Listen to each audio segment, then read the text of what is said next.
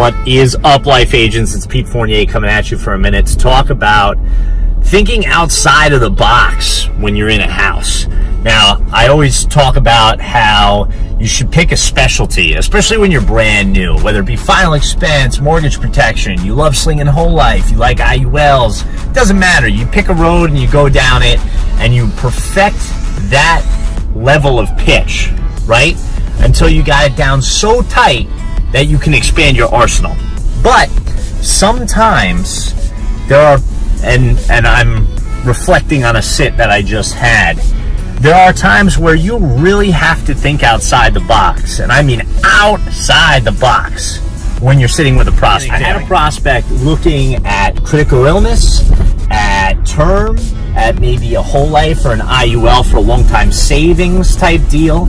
I had them looking at 2-child IUL or whole life plans for college, and a slew of other products. They were looking at long-term care, right? And when I put it all together as a package for them, it was close to $1,200 a month. It's a tough pill to swallow for anybody. I don't care how much money you're making. $1,200 a month is a substantial amount of money. And after running quotes and giving them my pitch, right, for lack of a better term, of the entirety of the package, I thought to myself, how can we consolidate this? How can we break it down? How can we make it more cost effective, right? Because you got to be putting your client first. Your comp comes second always.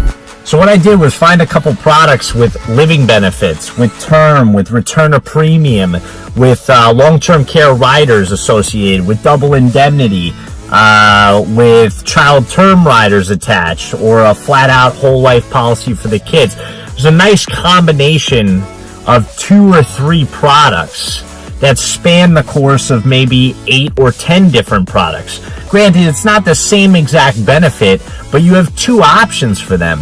So I showed them the one package, the initial one, for $1,200 a month, and another version of it, right, similar, for about $715 a month. And they were weighing the options, going back and forth, and eventually they took the $715. They said if they could afford it, they would 100% go for the $1,200, but they just couldn't at that time, except they wanted those type of products in place. So we did that. So in conclusion, be nimble. And if it's truly about price, truly about budget, and they cannot afford it, find out what is most important to them and work down from there. Maybe you'll find out that a lot of the products that you are pitching look really nice on paper, but it's not what's most important to them. So find the most cost-effective option, and you'll walk out with a sale. That's it for today. I'm Pete Fournier, and that's the Daily Tip.